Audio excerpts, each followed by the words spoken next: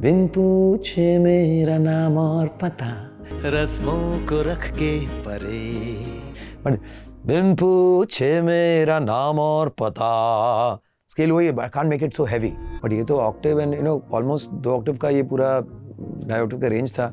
बिन कुछ कहे बिन कुछ कहे ऊपर भी चले जाते हैं ना, बिन कुछ कहे बिन कुछ सुने। रामपोर उसका पूरा जो कोरस पार्ट है वो भी मैंने किया है। Technically it is quite a challenging song because हाँ, इसका अगर आप सही स्केल नहीं पकड़ो ना तो या तो बहुत लो हो जाएगा या फिर बहुत हाई हो जाएगा। वेरिएशन वहाँ सही होता है जहाँ एक्सप्रेशन हाईलाइट हो कोई, और अगर बिना वेरिएशन का एक्सप्रेशन हाईलाइट हो रहा है तो वेरिएशन की कोई ज़रूरत नहीं है। You can't force a variation. I mean मुझे कहाँ पता था कि it be such a crazy thing, surreal thing कि we would lose Sushant so quickly. नमस्कार, hi, Shaan here and you watching me on Mashable तोड़फोड़। बिन कुछ कहे बिन कुछ सुने।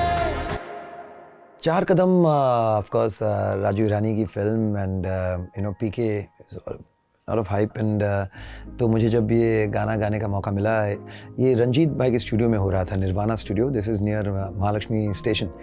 तो बहुत ही स्टेट ऑफ द आर्ट, बहुत ही खूबसूरत उनका स्टूडियो है।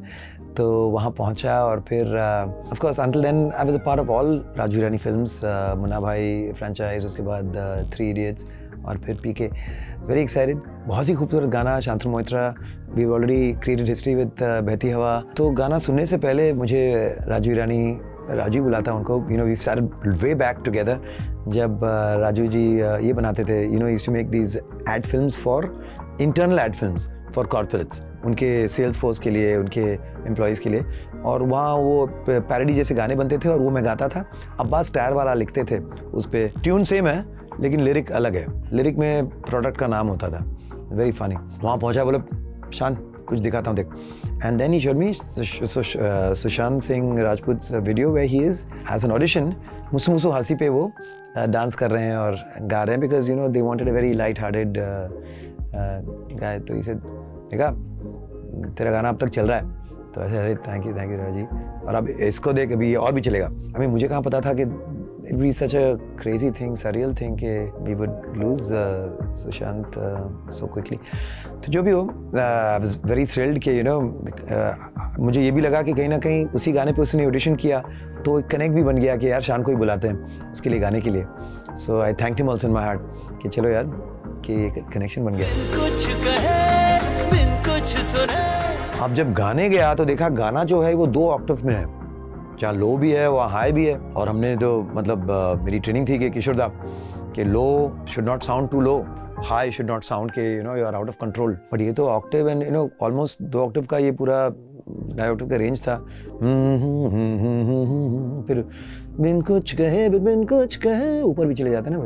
रामपोर उसका पूरा जो कोरस पार्ट है वो भी मैंने किया है। मतलब बाद में they were supposed to get chorus, but some reason मैंने वो 6 ट्रैक में जो बना के रखा था, that has only been used as the chorus in the song. So it was a beautiful session. एक confession है कि उस दिन I was not very thrilled, और जब मैं ये बात मतलब मेरी सिंगिंग से जब मैं शांतनु मोहित्रा से ये बात शेयर किया तो शांतनु भी बोला कि यार स्टूडियो तो कमाल का था, इतने बड़े स्टूडियो में मैं कभी काम नहीं किया, मैं भी थोड़ा सा ऑकवर्ड था वहाँ। और हमारा एक पेटेंट स्टूडियो है मीडिया माइंड, जहाँ हम ज़्यादातर सारे गाने वहीं रिकॉर्ड करते हैं शांतनु दा के साथ, वो बैंड्रा में गलियों में 16th रोड। और एक ट्राई वहीं मारे क्या, ऐसे हाँ यार वहीं फिर करते अपने अड्डे में आराम से खाना वाना मंगवाते हैं। And then we redubbed it again at I don't know if Ranjit Barot और even Raju bhai knows about this, we redubbed the whole song at Media minds.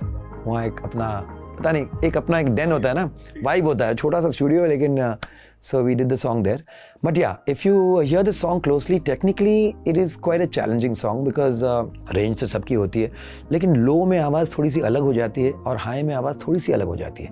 So to be able to sound bright in the lower notes, और ये experiment already बहती हवा में हो चुका था, but this was a little more of a stretch. बहुत मज़ा आया ये गाना करके, क्योंककि लो नोट जैसे हाँ, इसका अगर आप सही स्केल नहीं पकड़ो ना तो या तो बहुत लो हो जाएगा या फिर बहुत हाई हो जाएगा।